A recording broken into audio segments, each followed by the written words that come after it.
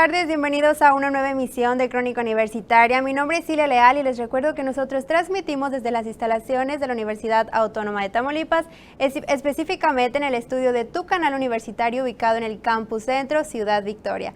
El día de hoy los invito a que no se pierdan ni un momento de este programa, ya que vamos a contar con la presencia de un investigador muy importante para nuestra máxima casa de estudios. Él es el doctor Octavio Herrera Pérez, quien es investigador y director del Instituto de Investigaciones Históricas.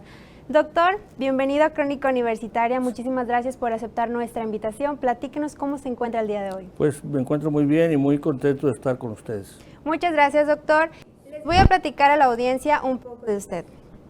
Nuestro invitado es doctor en Historia por el Colegio de México, realizando estudios de investigación postdoctoral en la Universidad de Yale. Ha fungido cargos muy importantes que forman parte no solo de nuestro estado, sino también del país, así como en el 2003 fue fundador y rector del Colegio de Tamaulipas. En el lapso de 2007-2011 fue titular del programa del Noreste del Museo de Historia Mexicana en Monterrey, Nuevo León. Actualmente es profesor de carrera en la Universidad Autónoma de Tamaulipas, director del Instituto de Investigaciones Históricas de nuestra máxima casa de estudios y corresponsal en nuestro estado de la Academia Mexicana de la Historia, correspondiente de la Real de Madrid, de la Sociedad Mexicana de Geografía y Estadística. También es presidente de la Sociedad Tamaulipeca de Historia. Entre sus distinciones podemos decir que forma parte del Sistema Nacional de Investigadores. Recibido en 3 ocasiones el primer lugar al Premio de Excelencia Académica por Trabajo de Investigación por parte de nuestra universidad. También el Premio Nacional de Ensayo Histórico sobre la Frontera de México por parte del Consejo Nacional para la Cultura y las Artes. El Premio Genaro Estrada, otorgado por la Cancillería Mexicana por la mejor tesis doctoral sobre Historia Diplomática Mexicana. Igualmente, el Premio Antonio García Cubas, otorgado por el Instituto Nacional de Antropología e Historia por la mejor obra de divulgación del conocimiento histórico por el libro El lindero que definió a la nación, la frontera norte de México, de la marginación a la globalización, publicado por la Secretaría de Relaciones Exteriores. Es autor de varios libros, artículos y guiones científicos museográficos. Sin duda, doctor, es un placer contar con su presencia aquí. Y bueno, que forme parte de nuestra universidad. ¿Qué le parece si con esta presentación damos inicio a esta entrevista? Y para empezar nos gustaría que nos platicara sobre los orígenes de nuestra entidad, así puede hablarnos sobre el Complejo Diablo. Mire usted, los arqueólogos han denominado así, en relación al cañón, un cañón que se encuentra en la Sierra de Tamaulipas, y donde se hicieron descubrimientos de antiguos testimonios sobre los primeros habitantes en esta región del noreste de México, cuya antigüedad se remota más allá de 12,000 y tantos años de nuestra era. Okay. Es decir, es el descubrimiento arqueológico más antiguo de la presencia humana en nuestra entidad. Por eso es muy importante, y esto se lo debemos al arqueólogo estadounidense Richard McNish, que hizo además estudios en la Sierra de Ocampo en busca del origen del maíz. Claro, doctor, ya que comenta que es muy importante conocer este origen, también platíquenos cuándo se fundó nuestro estado. Bueno, no podemos, una fundación formal de nuestro estado sería en el 1824, cuando se constituye el Estado Libre y Soberano de Tamaulipas. Okay. Esa sería la fundación, digamos, el origen, pero no el origen institucional. Pero en realidad tenemos un precedente colonial, que es la colonia del Nuevo Santander, establecida por José de Escandón entre 1748 y 1755. José de Escandón y Helguera, conde de Sierra Gorda, es el que crea la base de lo que es Tamaulipas, que ya en la vida independiente pues se constituye en un estado federal. Muy bien, doctor, muchas gracias. Doctor, ¿cuál fue la cultura indígena más importante de nuestro estado y por qué dejaron de ser de nuestro estado? Bueno, no podemos, todas son importantes, claro, aunque unas hayan tenido un nivel de civilización mayor o menor, pero la más distinguida, porque forma parte de el complejo cultural de Mesoamérica, pues fue la cultura huasteca, que se define en lo que es en la cuenca baja del río Pánuco, Pánuco-Tamesí, en nuestro caso Guayalejo, y pues ahí es donde hay evidencias arqueológicas de esta cultura, y por lo tanto los huastecos, digamos, son los más distinguibles. Además hay que recordar que nuestra toponimia, el Tamaulipa, es un vocablo huasteco.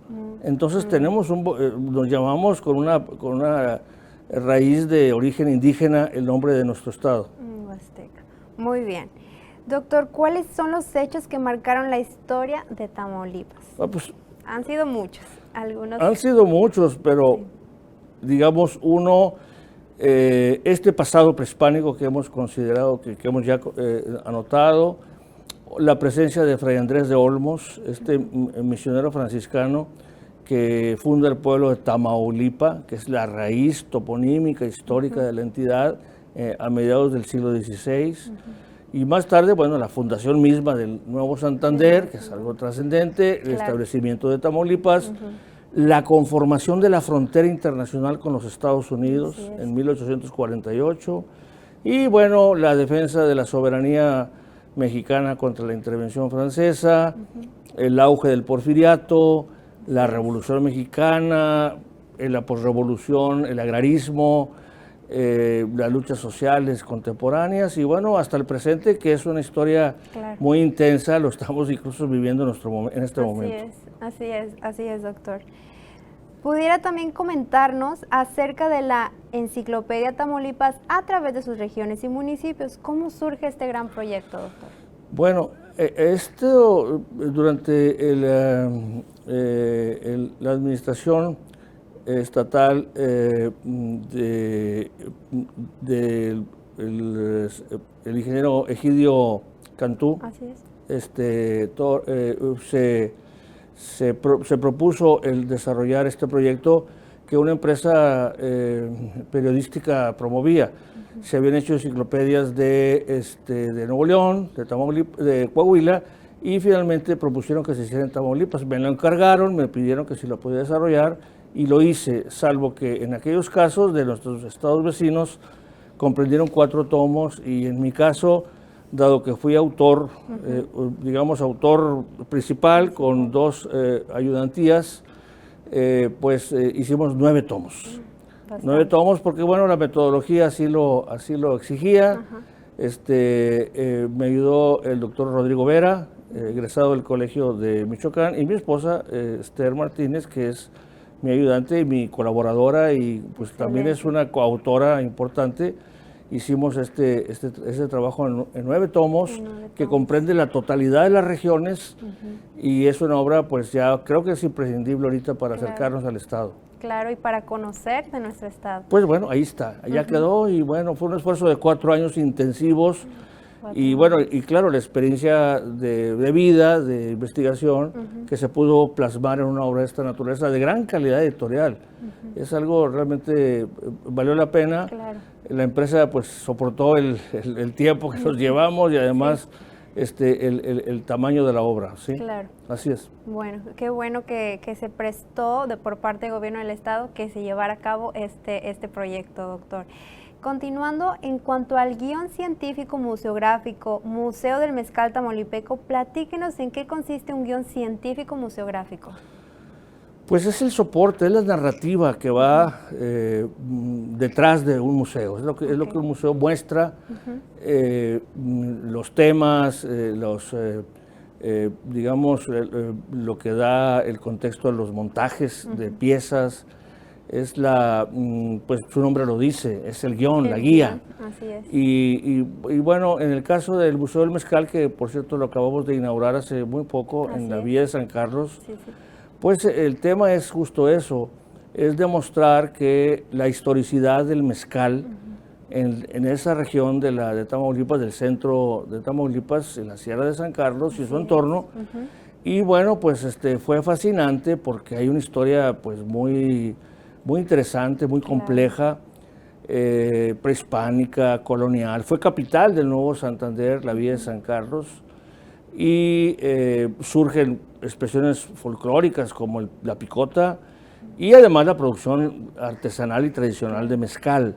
Y esa fue, digamos, la investigación que fundamentamos, y ya a través de un proyecto apoyado por varias instancias de la Universidad Autónoma de Tamaulipas, con apoyo incluso Claro. económico de la universidad y del gobierno del estado. Logramos concretar este nuevo espacio museográfico y cultural para todos. ¿Qué más podemos encontrar en este museo, doctor? Bueno, un museo debe tener sorpresas Ajá. y hay cosas hermosas. Por ejemplo, logramos conseguir transportar un molino de madera original Muy bien. al interior del museo. Hay arqueología muy interesante. Es un museo en construcción Ok. y va a ser un museo territorio, Ok. porque no solamente va a estar estático, sino va a tratar de abarcar las expresiones naturales, culturales, sociales que hay en toda la sierra. Claro. Y además está muy cerca de Ciudad Victoria, Así es. está en línea recta 90 kilómetros, Claro. es una región marginal, con pobres vías de comunicación, están en proceso de mejoramiento, pero también nos hemos alejado de nuestras regiones y el museo va a ser un imán para atraer pues un turismo Claro. cultural, un turismo rural, alguien que se interese Así es. y poder potenciar estas regiones del estado que son muy bellas. Además la montaña Así de es. San Carlos es extraordinaria, muy bonita, y eso es lo que el museo va a detonar. Claro. Ahorita que menciona la palabra alguien que se interese, yo creo que deberíamos de interesarnos todos porque forma parte de nuestra historia y qué mejor que sentirnos orgullosos al ir al museo y observar lo que se puede realizar y todo lo que se ha hecho pues cerca de aquí de Victoria. Bueno, es nuestro territorio, Así Tamaulipas. es nuestro territorio. Tenemos que conocerlo, tenemos que respetarlo, es. tenemos que cuidarlo, Así es. porque nuestros recursos naturales son únicos y Así simplemente vemos el caso del agua, la lluvia, que había estado haciendo tanta falta. Así es. Pues quien atrae esas masas de agua pues son las montañas. Tenemos que cuidar las montañas, Claro. tener una cultura social de respeto a la naturaleza y bueno, todo va junto. Claro. Eso es lo que se trata también de proyectar dentro de una institución como es este museo. Así es. Muchas gracias, doctor. Hasta aquí ya hemos aprendido bastante. Vamos a ir a nuestro primer corte, invitando a la audiencia que se quede porque todavía nos falta mucho que aprender de la historia de nuestro estado. Quédese con nosotros que ya volvemos a Crónica Universitaria.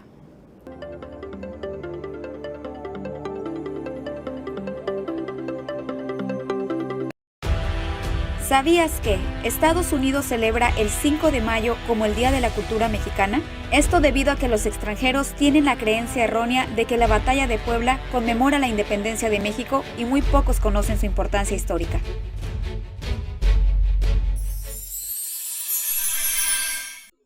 Tu canal universitario, más cerca de ti.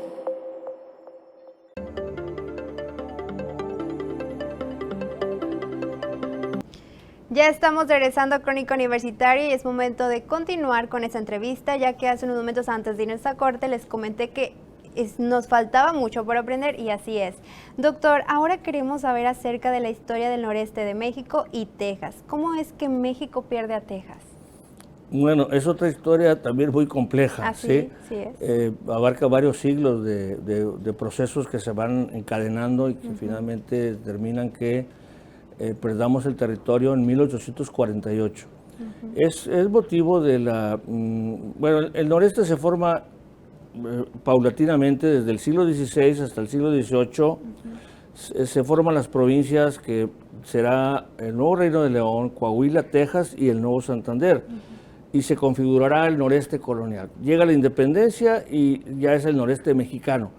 Pero en ese momento hubo, en los primeros años de la vida independiente, en la década de 1820 y la que sigue, la mitad de la que sigue 830, hubo una avalancha de colonos angloamericanos hacia Texas, que venían de la Luisiana, que antes había sido territorio francés, que después fue territorio español y finalmente quedó en manos de los Estados Unidos, Así que es. se independiza. Estados Unidos entró en una dinámica de expansión y en ese proceso fue que Texas se independiza de México en 1836 y finalmente se adhiere a los Estados Unidos en 1845 y eso determina la guerra de los Estados Unidos contra México, nos derrotan y nos obligan a cederles la mitad del territorio nacional y es ahí que Tamaulipas pierde la llamada Franja del Nueces. Tamaulipas no tenía ese brazo que le veamos en el mapa y que dicen, bueno, ese brazo ¿de qué significa? No era brazo, era un bloque, porque Tamaulipas llegaba hasta el Río de las Nueces, es decir, donde hoy está Corpus Christi. Todo ese territorio era parte del estado de Tamaulipas que se pierde con motivo del Tratado de Guadalupe Hidalgo. Era bastante amplio entonces. Pues perdimos casi una tercera parte de lo que es Tamaulipas. Bastante. Sí. Doctor, hace unos momentos mencionaba que cuando Texas se independizó, queremos, que nos platique cuáles fueron los motivos por los que la región del noreste quería esa independencia. No. El noreste nunca ha querido la independencia. Texas, porque bueno, ya lo mencioné, eran extranjeros, angloamericanos, que venían de los Estados Unidos, tenían relaciones económicas con los Estados Unidos, procedían era lógico, eran protestantes, nunca respetaron las leyes mexicanas, era lógico que de alguna manera fuera a ocurrir lo que pasó, la independencia de Texas. Incluso poco después hubo algunas rebeliones entre federalismo y centralismo, digamos, problemas políticos internos del país que sucedieron muy poco después de la independencia de Texas o también como consecuencia de aquello. Y bueno, la propaganda usted sabe que es algo tremendo. Llegaron a decir que se estaba queriendo pretender establecer la República del Río Grande. Esto lo hemos escuchado por ahí, incluso hasta el presente, la República del Río Grande.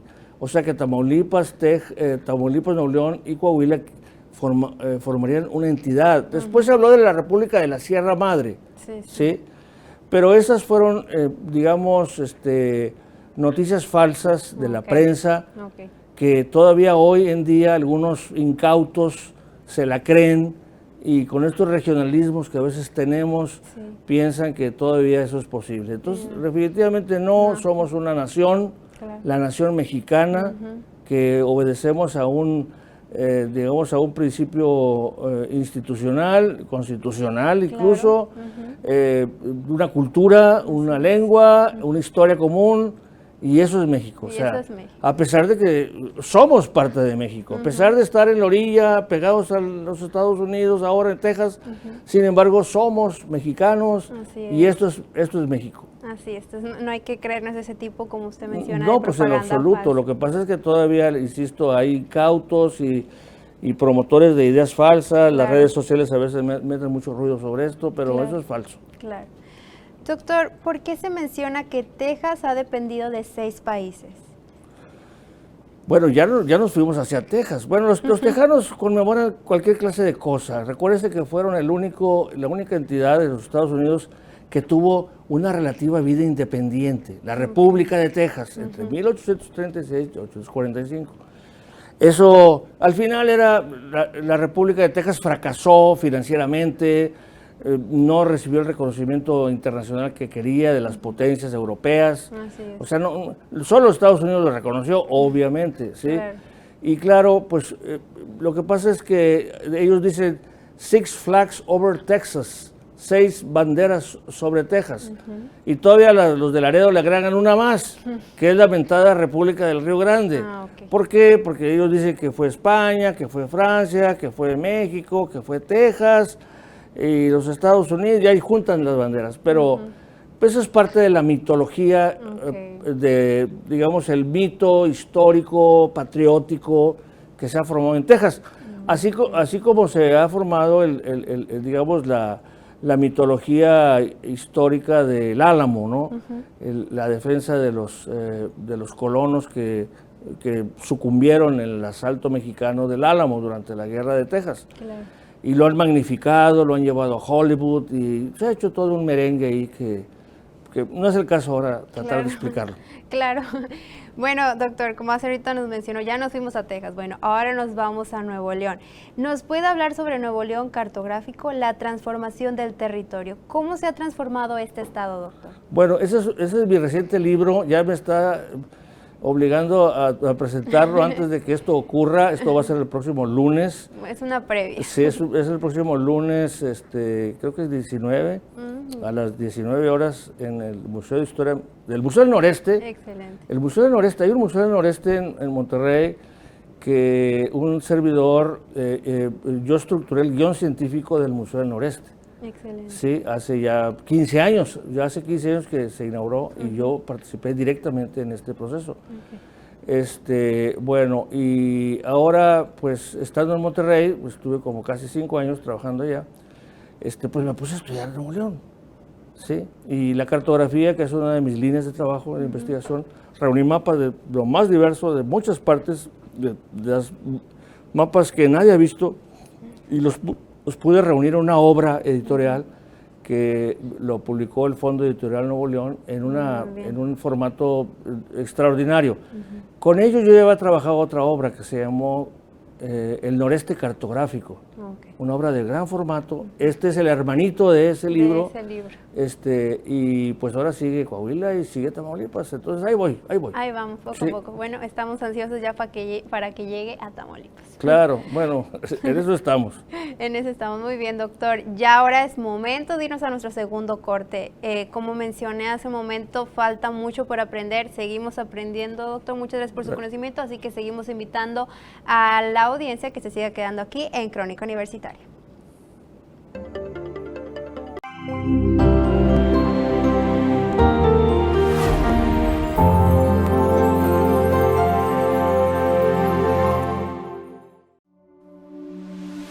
¿Sabías que el ojo humano tiene una resolución de 576 megapíxeles debido a que tiene alrededor de 6 millones de células sensibles a la luz en cada retina y de 90 a 126 millones de bastones, los cuales son responsables de la visión de baja luminosidad? En la actualidad no se cuenta con un dispositivo con esta resolución y aunque existiera no se tendría la misma imagen y nitidez.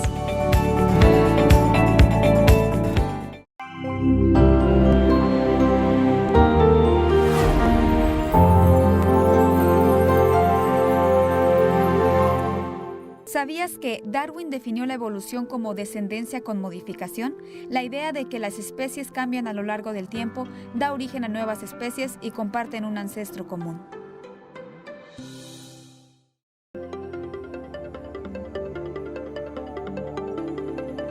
Ya estamos de regreso a Crónica Universitaria. Les recuerdo que estamos en entrevista con el doctor Octavio Herrera Pérez y estamos listos para continuar, doctor. Nuestro país ha contado con una gran cantidad de eventos históricos. Para entrar en contexto, ¿puede hablarnos acerca de la colonización? Mire usted, yo más bien hablaría de la conquista de México. Recuerde usted que lo que hoy es México era Mesoamérica y Aridoamérica, eran culturas indígenas originarias de los primeros hombres americanos que no tuvieron contacto con el llamado Viejo Mundo. En el siglo XV hay un descubrimiento geográfico trascendente que es el que encabezó pues, el almirante Colón, Cristóbal Colón, y después de ahí se derivará finalmente la conquista de tierra firme. Claro que en el caso mexicano, el poder dominante del área central de la antigua Mesoamérica era la cultura mexica, la cultura azteca, con residencia en ese sitio que ha sido el Valle del Anáhuac, donde hoy se encuentra la Ciudad de México, que ha sido el centro, el espacio geográfico en donde ha radicado el poder en este país durante los últimos 30 siglos. Claro. Ahí ha radicado, llámese Teotihuacán, llámese Cuicuilco, llámese Tula, llámese Tenochtitlan, la Ciudad de México. El poder ha estado ahí. Entonces, bueno, la cultura mexica era dominante en esa época.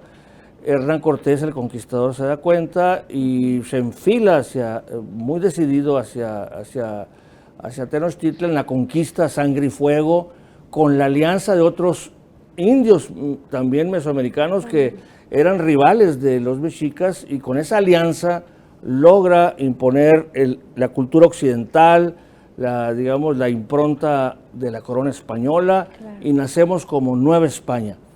Es decir, Mesoamérica se incorpora a la cultura occidental, por eso hablamos español, por eso pensamos como occidentales, por eso pensamos como griegos, del libre albedrío, por eso también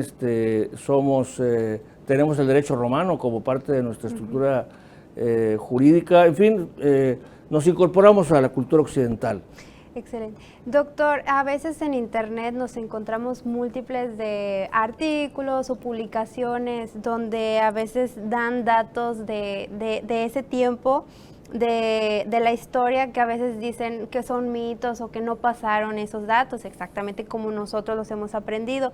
¿Usted puede darnos algunos datos que no estén escritos en la historia, pero formaron parte de la independencia de México? Bueno, la historia todavía tiene muchas revisiones que hacer sobre los distintos procesos y hechos históricos. Así es. Tenemos una historia oficial, digamos, una historia cívica que se da a los niños, se ha ido modificando, se ha ido actualizando un poco para mostrarla de una manera más objetiva, pero no deja de estar teñida de un sentido, digamos, ideológico que ha marcado la pauta, ya básicamente el enfoque liberal, el enfoque del liberalismo, que como es un proceso de disputa ideológica sobre el pasado, pues finalmente el mensaje hacia la formación del ciudadano que ocurre en la educación básica, pues entonces es ahí donde se embarcan los hechos básicos, ¿no? Por ejemplo, le pongo un caso. Conmemoramos la independencia un día como hoy. Así es. Cuando no ocurrió hoy, sino el 16 de septiembre, en la madrugada, que fue el grito. Pero fue el momento del inicio de la guerra de independencia y no conmemoramos la consumación. La consumación ocurrió 11 años después, pero como la consumó un personaje que había sido un soldado realista, que había estado a las órdenes del rey, Agustín de Iturbide, pues entonces Agustín de Iturbide es un personaje que lo hemos metido abajo de la alfombra, históricamente hablando, ¿sí? Y entonces no conmemoramos el día 27 de la consumación, sino conmemoramos el inicio. Cuando los héroes o padres fundadores de la nación fueron fusilados, fueron derrotados, pero su mensaje quedó para las generaciones sucesivas. Y eso, como le digo, es un caso de cómo la historia se ha manejado para mostrarla en forma de enseñanza. Bueno, y así a fin de cuentas funciona porque como quiera eso nos hace sentirnos orgullosos pues de la historia de México. O el caso de Juárez, ¿no? Claro. Juárez comprende que separa la iglesia del Estado, pero el pensamiento religioso y la mentalidad conservadora con ese enfoque clerical, religioso, pues todavía tiene rescoldos contra Juárez y incluso estuvo un presidente de la República, llegó a la presidencia, sacó un crucifijo cuando el Estado es laico, cosa que no se había visto antes, y el cuadro de Benito Juárez, que se encontraba en la residencia ahí presidencial, lo quitó de ahí porque él tiene otra mentalidad. Entonces vean ustedes cómo la historia pesa, tiene una carga, aunque han ocurrido los hechos hace años, siglos, ¿sí? Más de un siglo al menos en este caso, siglo y medio, sin embargo siguen pesando en la orientación ideológica de hoy en día. Así es. Muy bien, gracias doctor. ¿Qué nos puede decir del Tratado de Guadalupe Hidalgo? Bueno, nos regresamos aquí otra vez. El Tratado de Guadalupe, ya lo mencioné, es cuando perdemos la mitad del territorio a manos de los Estados Unidos, como producto de la guerra de intervención americana. No se nos debe olvidar que los Estados Unidos tenemos una relación de acercamiento y de tensiones constantes. O sea, somos vecinos de la mayor potencia económica, política y militar del mundo, como nunca se ha visto. Ningún país tiene esta relación. Bueno, Canadá pues son muy parecidos a los Estados Unidos, es casi la misma cultura, en tanto nosotros no. Y nos han mutilado la mitad del territorio, tenemos 40 millones de mexicanos en los Estados Unidos y nuestra relación es intensa, históricamente es muy intensa y bueno, pues nos influencia mucho la cultura estadounidense, los intereses estadounidenses, económicos, políticos, Sí. pero bueno, nuestro reto es mantener nuestra soberanía Claro. y mantener y hacer valer los intereses de México, De México. como creo que se están haciendo hoy en día, al menos en la presente administración presidencial. Claro, doctor. Ahora sí, cambiando de época, como mencionaba, ya nos fuimos de un lado a otro. Ahora queremos tocar el tema de cuál es su perspectiva del mandato de Porfirio Díaz, que también muy importante. Bueno, ese es otro personaje que hemos metido también abajo de la alfombra, Así es. porque Porfirio Díaz es un personaje muy destacado en la historia mexicana. Sí. Es un liberal, es un militar que participa en la guerra de intervención francesa, es de los principales generales que participan, pero es ambicioso y quiere el poder. Claro. Sí, participa electoralmente contra Juárez, una vez que se restaura la República, no es electo y intenta participar nuevamente ya en la siguiente, oportunidad electoral y se rebela. O sea, él quiere el poder. Claro. Y como es un hombre de armas tomar, pues entonces se revela. Primero con un plan, la de Noria, en el 872, y finalmente con otro plan. O sea, llega al poder por la fuerza. Entonces no es un demócrata.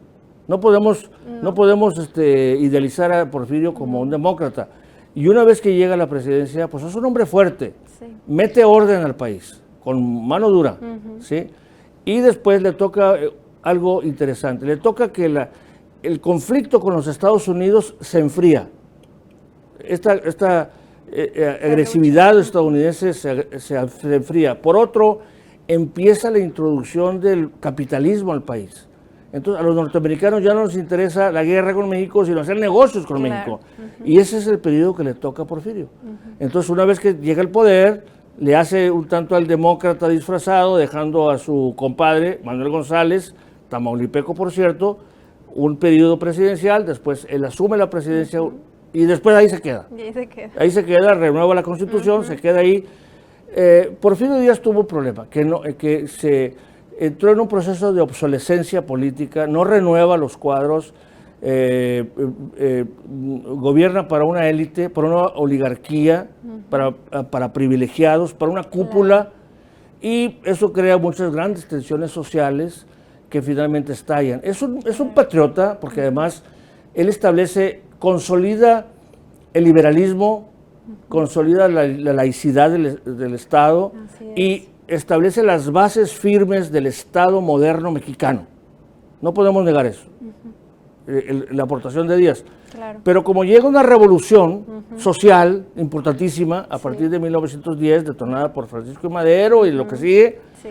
pues entonces Porfirio es el malo, y digamos ideológicamente hablando, sobre el que hay que echar todas las culpas. Las tuvo, definitivamente las tuvo, pero también tuvo aportaciones interesantes. Tampoco hay que idealizarlo, hay que entender al hombre en su contexto, en su tiempo. Claro. Pero, insisto, no renovó el poder, se anquilosó, privilegió mayorías y bueno, pues al final llegó la revolución. Claro. Ya que menciona la revolución, ¿puede hablarnos acerca de ella, doctor? Eso, pues tendríamos que tener como 5 horas o más. Es muy amplio. Es muy amplio, pero bueno, fue la primera revolución social en el mundo, o sea, una emergencia, se destruyó un régimen político, el régimen de las oligarquías, de la hacienda, de los grandes privilegios de unos cuantos, por la emergencia popular. O sea, el pueblo mexicano tomó las armas bajo distintos liderazgos, bajo distintas influencias, se incorporaron después a la Constitución de 1917 esas demandas, y ahí se fue el país. O sea, tampoco hay que idealizar la Revolución Mexicana, porque inclusive hasta hubo un partido que a lo largo del siglo XX capitalizó esa visión revolucionaria y como que se apropió de la historia. Pero bueno, México es un país de luchas sociales intensas que no han terminado, No. Que no han terminado. Así es. O sea, es una lucha de inercias, de combinación de polos de interés populares u oligárquicos. No hay de otra. Y eso es como es como una dialéctica en constante movimiento que lo estamos viendo. Bueno, hoy en día ya tenemos un proceso democrático que está funcionando, los votos están funcionando. Así es. Esa es la mejor revolución moderna del país. Claro. Esa es la revolución moderna del país. ¿Sí? Todavía con muchos vicios y con muchas inercias y con muchas ataduras y con muchas resistencias. Pero el voto de los mexicanos está contando y ya todos estamos con los ojos puestos en los votos. Así es. Y hay quien no lo quiere reconocer y quien quisiera hacer trampa y fraude, pero para ese es el, insisto, el periodo en que vivimos actualmente en México. ¿Sí? Así es. La revolución electoral. Y que es muy importante que le tomemos valor e importancia a ese, donde nosotros ahí, a lo mejor nosotros lo vemos, que nomás ponemos una hojita, pero realmente va nuestra opinión, va nuestro, pues ahora sí que estamos ejerciendo nuestros derechos. Nuestros derechos y nuestro mandato a quién elegimos, ¿verdad?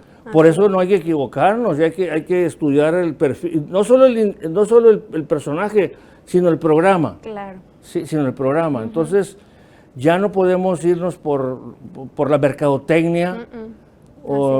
Tuvimos el caso de que una televisora casi eligió un presidente porque estaba muy guapo, decían, y tenía una esposa que era pues artista de televisión, y la gente se fue con esa finta. Todavía estaba en el marasmo de la inconsciencia política de llegar a votar por esas condiciones. Claro. O por haber habido fraude electoral en el sexenio anterior. O cuando hubo la oportunidad de rechazar por hastío, en el año 2000, por hastío, al partido de Estado, que había estado durante años y años, décadas, llegó un voto de castigo, asume la presidencia un personaje, además muy parlanchín, pero que defrauda, porque fue un fiasco esa presidencia. Entonces el mexicano, esa es la historia de hoy, el mexicano está teniendo que ver todas esas situaciones. Tenemos que ver a la historia no como un pasado así de añoranza. La historia está viva. Todo lo que está pasando hoy, además, con gran dinamismo, tenemos que verlo, tenemos que adquirir conciencia, tenemos que tener pensamiento histórico y también conciencia cívica y, ¿por qué no? Yo diría que es necesario conciencia política. Así es. ¿Sí? No necesariamente la conciencia política significa que votes por un color u el otro, no. Que tengas criterio y conciencia política para distinguir pues de lo blanco y de lo negro, ¿sí? Claro. Ese es el reto de la moderna historia de México. Claro, doctor. Ya casi estamos llegando al final de este programa, doctor. ¿Quiera usted decir algunas palabras, alentar a los alumnos, en este caso pues estudiantes de la universidad, que se interesen por la historia, o simplemente invitarlos, ¿verdad?, a que conozcan sus trabajos o sus proyectos, o en este caso como el museo? Bueno, yo los exhorto a que estudien. La historia no está muerta, al contrario, está en constante movimiento. Estamos haciendo historia nosotros mismos ahora que vivimos. Claro. Estamos construyendo un periodo más de historia y tenemos que tener pensamiento crítico respecto al pasado. Hay que respetar lo que ha pasado, hay que entenderlo, hay que ponerlo en contexto. Yo los invito a que visiten el Instituto de Investigaciones Históricas de nuestra Universidad Autónoma de Tamaulipas. Nos encontramos en el piso 2 del edificio de gestión del conocimiento, aquí en el campus Victoria. Tenemos una biblioteca especializada, tenemos archivo histórico y podemos hacer las consultas que quieran hacer. Tenemos venta de libros, en fin, y el Instituto de Investigaciones Históricas pues está presente en todo el estado, como el caso del Museo del Mezcal en Camargo, en San Carlos. Estamos trabajando en los archivos históricos de la frontera, en Tampico, en fin. Nuestra idea es atender esta problemática que tiene que ver con el patrimonio documental, intangible, la difusión de la historia en todo el estado y más allá. Claro. Entonces, pues yo los convoco a que visiten el instituto y se acerquen a ver nuestro trabajo. Pues muchas gracias, doctora, lo tienen la invitación, ojalá que sí escuchen y se acerquen. Si tienen alguna duda, ahí los pueden atender. Muchísimas gracias, doctor, por haber estado aquí. Un placer por haber atendido esta invitación que me hicieron y me siento muy complacido. De nada, doctor, tiene las puertas abiertas para volver cuando guste, en algún futuro, cuando termine sus próximos proyectos o actuales proyectos, pues pueda venir a platicarnos de ellos. Muchas gracias. Bueno, también agradecemos a la audiencia haberse quedado con nosotros hasta este momento. Mi nombre es Ile Leal y les deseo que sigan teniendo una excelente tarde.